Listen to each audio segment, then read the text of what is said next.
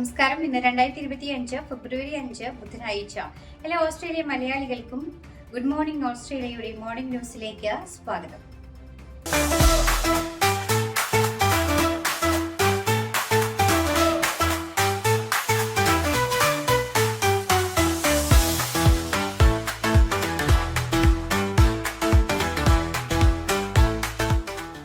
President Donald ട്രംപിന്റെ വ്യാപാര യുദ്ധത്തിൽ ഓസ്ട്രേലിയയെ നേരിട്ട് ടാർഗറ്റ് ചെയ്യപ്പെടാനുള്ള സാധ്യതയില്ലെന്ന് അറിയിച്ച ട്രഷറർ ജിം ചാൽമേഴ്സ്.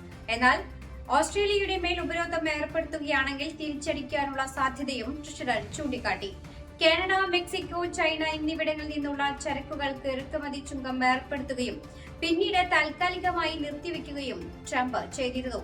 ഒറ്റ രാത്രി കൊണ്ട് തീരുവ ചുമത്തുമെന്ന ട്രംപ് യൂറോപ്യൻ രാജ്യങ്ങളെയും ഭീഷണിപ്പെടുത്തി. വർദ്ധിച്ചുവരുന്ന ആഗോള വ്യാപാര യുദ്ധത്തിന്റെ ഭാഗമായി തിങ്കളാഴ്ച ഓസ്ട്രേലിയൻ ഡോളറും ഓഹരി വിപണിയും ഇടിഞ്ഞിരുന്നു.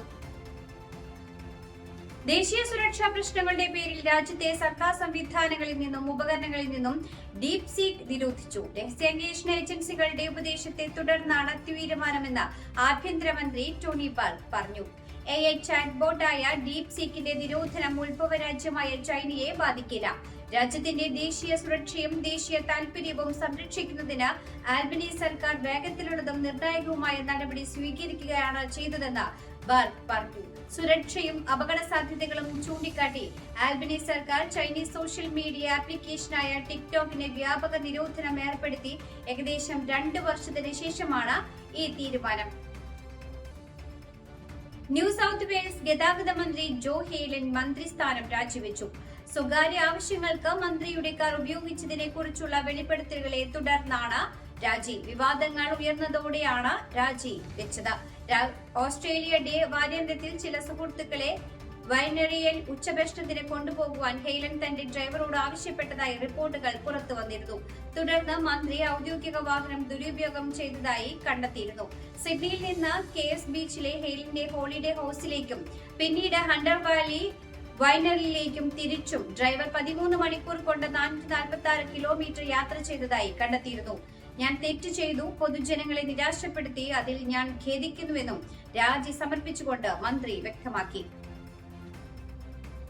പടിഞ്ഞാറ് സിഡ്നിയിലെ റീസൈക്ലിംഗ് പ്ലാന്റിൽ വൻ തീപിടുത്തം. 100-ലധികം അഗ്നിശമന സേനാംഗങ്ങൾ നടത്തിയ തീവ്ര ശ്രമത്തിന്റെ ഫലമായാണ് തീ അണയ്ക്കുവാനായി സാധിച്ചത്. തീ നിയന്ത്രണാതീതമായി ഉയർന്നതോടെ സെന്റ് മേരീസിലെ ഫാക്ടറിക്ക് ചുറ്റുമുള്ള മേഖലയ്ക്കുള്ളിൽ ഒഴിപ്പിക്കൽ നടപടികൾ new south Wales fire and rescue വിഭാഗം നടപ്പിലാക്കി. ഫാക്ടറിയിൽ നിന്ന് കറുത്ത പുക ഉയർന്നതും ഗ്യാസ് സിലിണ്ടറുകൾ പൊട്ടിത്തെറിച്ചതും പരിഭ്രാന്തി പടർത്തിയിരുന്നു. ഇതേ തുടർന്നാണ് സെന്റ് മേരീസ് ക്രിസ്ത്യൻ സ്ട്രീറ്റിലെ വീടുകളും വ്യാപാര സ്ഥാപനങ്ങളും ഉൾപ്പെടെയുള്ളവയിൽ നിന്ന് ആളുകളെ ഒഴിപ്പിച്ചതും തുടർന്ന് സ്ഥാപനങ്ങൾ അടച്ചതും. തീപിടുത്തത്തിന്റെ ഉറവിടം കണ്ടെത്താനുള്ള ശ്രമത്തിലാണ് അധികൃതർ. തിരക്കേറിയ സമയങ്ങളിൽ തീ പടരുന്നതിനാൽ 800 മീറ്റർ പരിധിയിലുള്ള താമസക്കാരോട് ജനാലകൾ അടയ്ക്കുവാനും റോഡ് ഗതാഗത യാത്രകൾ ഒഴിവാക്കുവാനും അഗ്നിശമന സേനാംഗങ്ങൾ നിർദ്ദേശം നൽകിയിരുന്നു. തീപിടുത്തത്തിനിടയിലെ സ്ഫോടനവും പ്രദേശത്തെ കടുത്ത ചൂടും അഗ്നിശമന സേനാംഗങ്ങളെ പ്രതിരോധത്തിലാക്കിയിരുന്നു. ഉദ്യോഗസ്ഥരുടെ കൃത്യമായ ഇടപെടലുകൾ സ്ഥിതിഗതികൾ സങ്കീർണമാകാതെ നിലനിർത്താനായതായി NSW ഫയർ ആൻഡ് റെസ്ക്യൂ വിഭാഗം അധികൃതർ അറിയിച്ചു. ക്വീൻസ്ലാൻഡിന്റെ വടക്ക് ഭാഗത്തുള്ള പ്രളയബാധിത പ്രദേശങ്ങളിലെ ജനങ്ങൾ പ്രതിസന്ധിയിൽ. ഇങ്കാം പട്ടണത്തിൽ 3 ദിവസത്തെ വെള്ളപ്പൊക്കത്തെ തുടർന്ന് റോഡ് ഗതാഗതം പൂർണ്ണമായും നിലച്ച നിലയിലും വൈദ്യുതി വിച്ഛേദിക്കപ്പെട്ട അവസ്ഥയിലുമാണ്. തുടർച്ചയായി പെയ്യുന്ന കനത്ത മഴയ്ക്ക് നിലവിൽ ശമനമുണ്ടെങ്കിലും മിക്ക വീടുകളും ഭാഗികമായെങ്കിലും വെള്ളത്തിനടിയിലാണ്. ഒഴിപ്പിച്ച താമസക്കാർക്ക് ഇപ്പോഴും താമസ സ്ഥലങ്ങളിലേക്ക് മടങ്ങുവാൻ കഴിഞ്ഞിട്ടില്ല. കാർഡ്വെൽ, യാബ്ലു എന്നിവിടങ്ങളിലാണ് ഏറ്റവും കൂടുതൽ നാശനഷ്ടമുണ്ടായ പ്രദേശങ്ങൾ. ദിവസങ്ങളായി വെള്ളം കയറിയത് മൂലം ഓഫ്ലൈനായി പ്രവർത്തിച്ചിരുന്ന സബ്സ്റ്റേഷനിലെ പ്രവർത്തനം പൂർവ്വസ്ഥിതിയിലാക്കുവാനുള്ള ശ്രമത്തിലാണ് തൊഴിലാളികൾ. 7000 പേർക്ക് വൈദ്യുതി ബന്ധം ഇതുവഴി പുനഃസ്ഥാപിക്കാനായേക്കും. ചൂടുള്ളതും ഈർപ്പമുള്ളതുമായ കാലാവസ്ഥയിൽ വൻ ശുചീകരണത്തോടെ ആളുകളെ വീടുകളിലേക്ക് തിരികെ എത്തിക്കുകയും വൈദ്യുതിയുടെ പുനഃസ്ഥാപനവുമാണ് മുൻഗണന നൽകുന്നതെന്ന് പ്രീമിയർ ഡേവിഡ് ക്രിസ്പുള്ളി വ്യക്തമാക്കി. മോർണിംഗ്ടൺ പെൻസിലിയയിലെ മക്രയിൽ കഴിഞ്ഞ മാസം ഉണ്ടായ മണ്ണിടിച്ചിലിന്റെ കാരണം അന്വേഷിക്കുവാൻ അലൻ ലേബർ സർക്കാർ അന്വേഷണം ആരംഭിച്ചു.